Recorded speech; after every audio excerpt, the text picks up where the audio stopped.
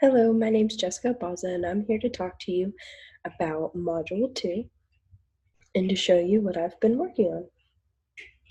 So I'm just going to pull up my Excel. And you've been watching my videos before, so you know a little bit about me. I'm kind of having an off day, so excuse my monotoned sounding voice. It kind of hurts a little bit. So in Module 2, we had to do 6 scenarios, and each scenario pertained to a math lesson.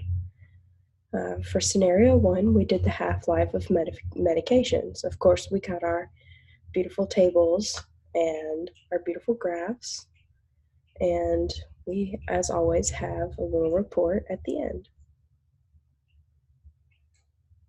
So we had the first one provided for us, which was ibuprofen. And as we were doing this, we made this little chart here, and what we originally did was we got the information from a certain website, and we just kind of put in this information.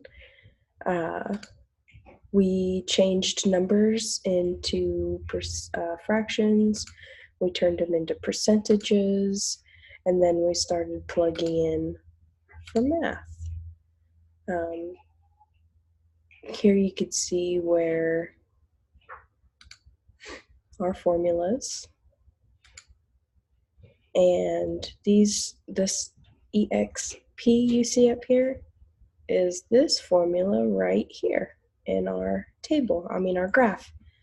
So you got the 800 times our exponent. This is what our E is standing for. The E in math is a famous irrational number and is one or more of the most important numbers in mathematics. And it's kind of like, it's much like the number pi. And Leonard Euler is the one who has blessed us with this famous E. After we've made our little data chart and we got our little formula here, that formula was repeated over and over until we got all this, which helped us make this little line here. And as you can see, there's another little line that's got like little dashes. That's our trend line. And a fancy word for this line actually is an asymptote. And it's just a line that continuously approaches a given curve but does not meet any of the infinite distance. We also learned that you can divide a number infinitely amount of times. So you may think that that number is the smallest number in the world, but it's really not. You can just keep going on and on and on forever, which is insane. I think that's why math gets a little overwhelming sometimes. The kind of trend line we used in these graphs is called an exponential trend line. They're important because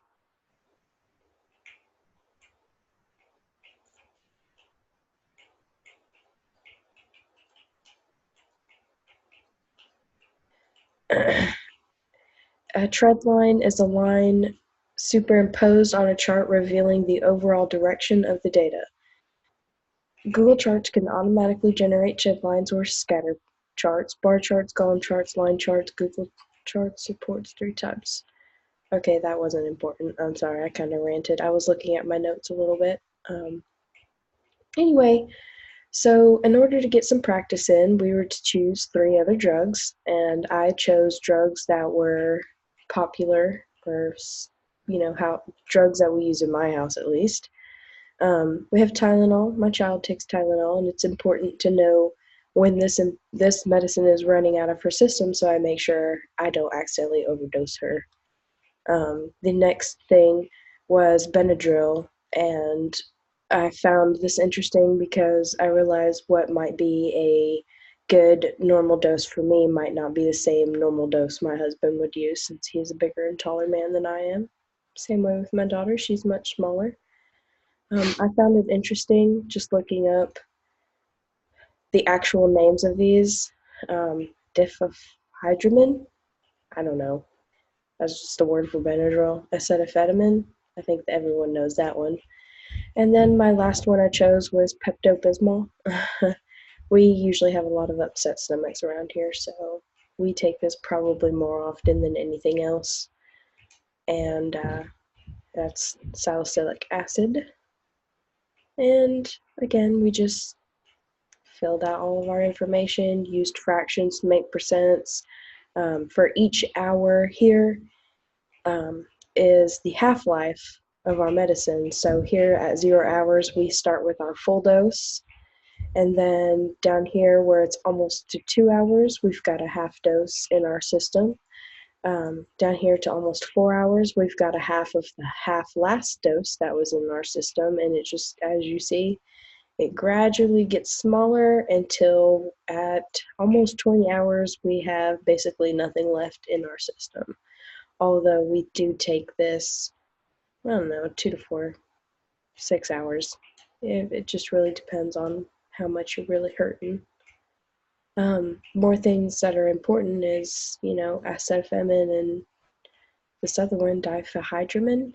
Those can affect your livers, and really all of these medicines can. It's important to look to see how these drugs affect you before you just start taking all kinds of over-the-counter medicine.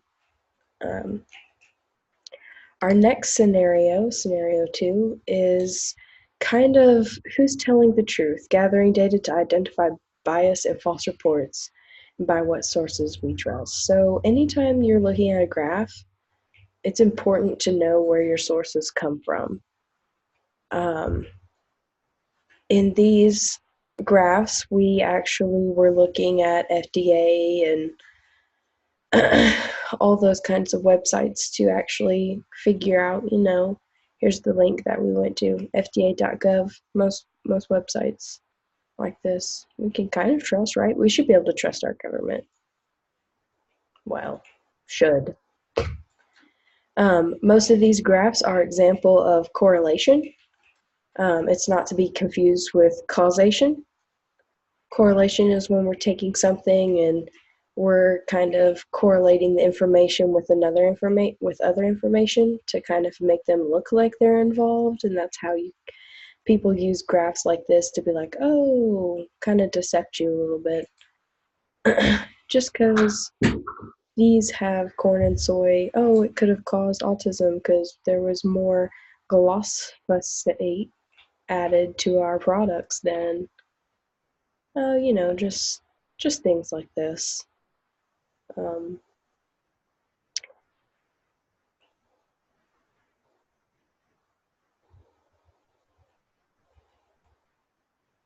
So all of this information that we plugged in was based off of another chart, which we screenshotted and we looked through here. But all this data represents, like all these little dots, represents this data over here. And these are each of our years. And if you know how to read a graph, then these are pretty much self-explanatory at this point. Here we have a secondary a secondary vertical axis, and it's representing alright, so this one's representing rheumatoid arthritis, and then this one is representing the acres of land that these crops were growing. Same way with these up here. Left one represents, like the bars, all represents the number of patients who were diagnosed with pertinosis. And then again, the acres of corn is this line right here. And of course, this is the data of years.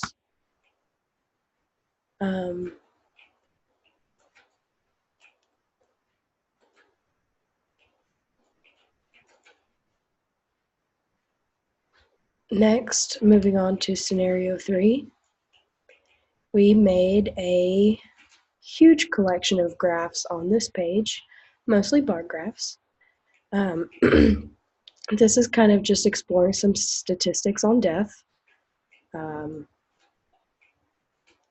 This represents the fatalities of, I believe, car drivers, amount of lives lost, fatalities, equivalent periods. So I think it's just overall. This one is based on gender, so fatalities based on did more female or males die, and it looks like more men died. And I'm not going to comment on that because we know how guys can be. Over here we have road users. So this represents bicyclists, drivers, motorcyclists, passengers, pedestrians, and this is the random unknown that I won't pay attention to because I don't even know why that's in there. But I think the reason why this one is so tall is because there's way more drivers than any of these other things on the road. And what is driver exactly? Like, does this not include motorcyclists and bicyclists? Like, is that why they have those categorized? Anyway, got me wondering. I made beautiful graphs for them and made my charts anyway. This has something to do with locations. So you've got this light purple is Melbourne, and this darker purple is rural Vic. I have no idea where those places are. I suppose I could go Google and find out.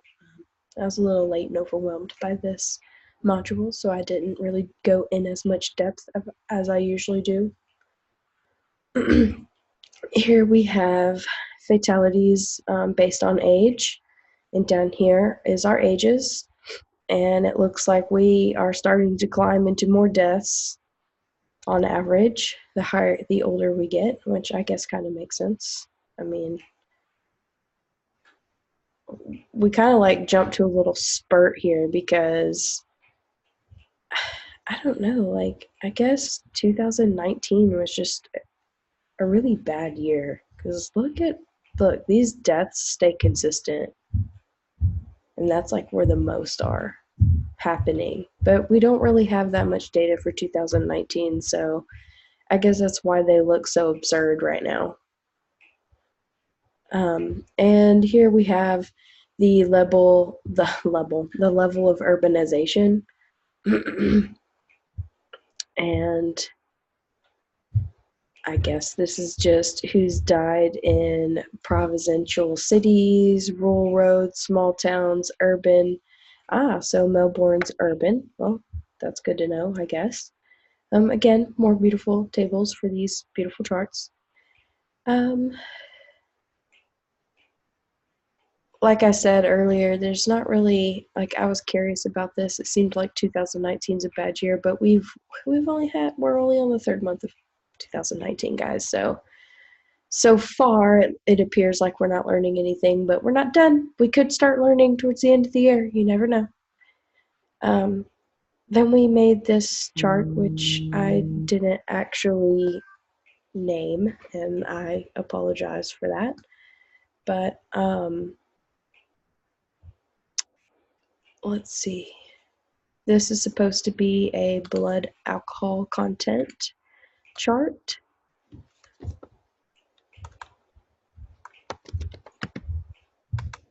Actually, we'll just type it out.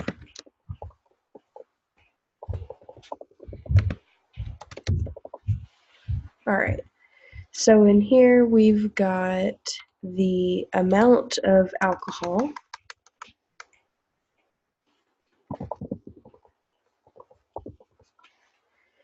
And then over here is the hours it's taking for this alcohol to either get into our system or out of our system. Typo. All right. And as you see, we've got, we did it kind of looks similar to a standard deviation chart. we actually did do the standard deviation, which here's our little formula. We used what was provided for us in Excel, and then I took alpha 80 and alpha 103, this collection of data here, 80 through 103, plugged it in, and it gave me this beautiful number here. And I did the same thing. I only know this because the wonderful Miss Benzie told me how to get this. And average, again, I just used Excel's version of average, and I also used their median to create this chart. So it's pretty simple. That's probably why I forgot to label it. It just happened so fast. I went on about my business. I loved making this chart. I don't know if it's because I liked working with all the transparent colors to get them to like all kind of look like they were meshing good together. Anyway, this represents, these are the types of substances that are in the people, like when they were having their wrecks and fatalities, the drivers, some of them had alcohol, cannabis, other recreational drugs, and medications in their system. As you can see, medications is 19.9% of that, and that is really freaking high. And then alcohol coming in next with other recreational drugs, with cannabis going in last. And then we have down here, most people were negative for all substances, so that's good. At least we know that drugs are bad, okay? For the overall percent, driver system, okay, we went over that. And we also went over the blood alcohol content chart. So our next scenario is scenario 4. And this was to observe and describe distributions of data about texting and driving. And here we worked with a lot of box and whisker plots and lined graphs and standard deviation graphs, bell curves. Bell curves, the pretty ones with all the colors and the bars and figuring out z-scores and stuff. Yeah, that one. Anyway, as we can see here, when texting first started on the rise, looks like here in 2007, although I know texting came into effect way before 2007, people were texting like crazy. And I think the more wrecks we started having, I think people finally started learning, because look how it's decreasing.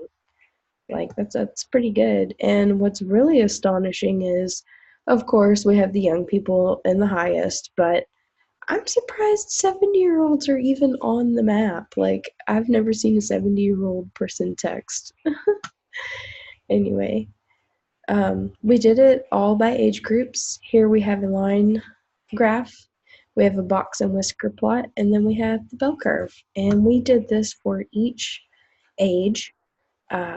We took the collection of data between 2007 and 2016, and we just plugged in all that information. And based on this table here, it made this chart. And then when we did our mean, median, standard deviation, coefficient of variation, that kind of played into our charts over here, which also don't have creative names. Sorry, guys. I figured you would just know. So I guess we could just go in here and change it. It's kind of good, because in case anyone else hasn't learned, I swear I did all this. Maybe I just didn't save it.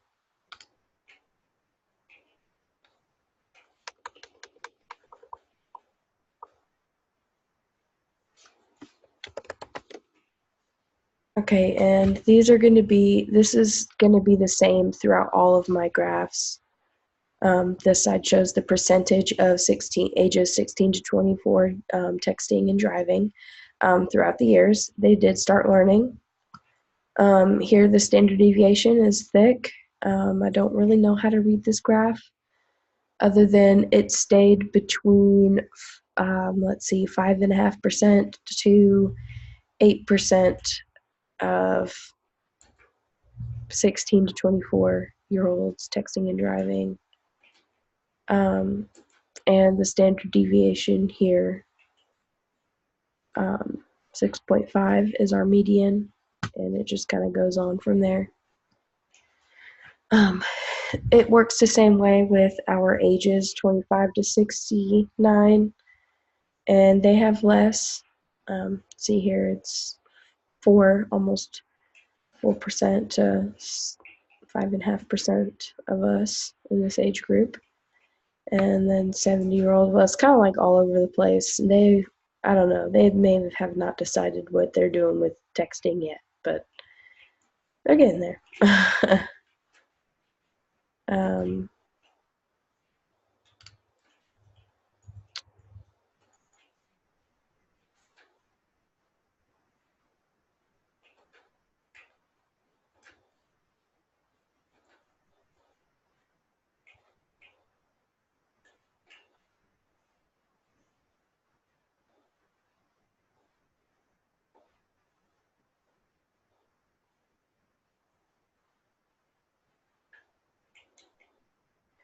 um, okay, sorry, I kind of drifted off there reading my notes at the bottom. This is scenario 5, and this is measuring probability using normal distributed statistics and exploring skewed data. Here we have two different charts representing the same information. This is the distribution of wealth. These are the top wealthy people, and there's 7 of them, and then the blue represents the percentage of wealth owned by commoners, or I guess overall population. And then this is showing the same thing. So this dark blue would be this purple, and then this purple would be this magenta color. And we did that based on these graphs here. Then we come down here and we made pie graphs for federal taxes, where it goes. I've researched for Social Security, Defense International. This is where all the money is going. And we set up lovely little charts here and the percentage of it to make this pie graph. We did the same thing again for the Arkansas state taxes. And over here, we didn't know how to make this chart, but we needed to talk about the data. I also found out about this cool comment tool. I put my little information down here, the vocabulary pertaining to what we needed to discuss. So normal distribution is a function that represents the distribution of many random variables as symmetrical bell-shaped graph. So what comes to mind for a bell-shaped graph is this. This is what comes to mind. For skewed right, that's talking about this little section right here, and that's it's asymmetry in its statistical distribution in which the curve appears distorted or skewed either to the left or the right. And in this case of this graph, it is to the right. Excuse me. Next, we have outliers. It's a person or a thing differing from all other members of a particular group or set. So I'm just different from the rest of the data. I don't know how else to explain that. Of course, we got mean, average, median, middle. You guys should know this stuff by now. We got standard deviation. Of course, you should know that too. See, here's this comment where it just like pops up all these words. And I think maybe other people can comment. I'm not sure how this works yet, but I'm curious. So if anyone else wants to like figure it out and let me know, that'd be awesome.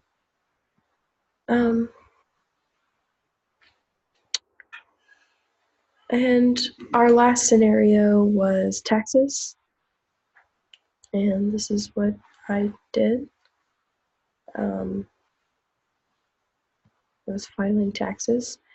We looked at some charts that looked like these charts down here, and we plugged in the information for someone making 50,000 and then got a 2,000 plus raise. We realized in the head of household, it looks like we're kind of really getting screwed here because we don't have that much left over. We're overpaying in taxes, and the annual pay, not much of a difference here, guys. Then single, yeah, it stays pretty consistent in the same way with being married. So it seems like it's set up for these. I played around with it a little bit and did my dream job example.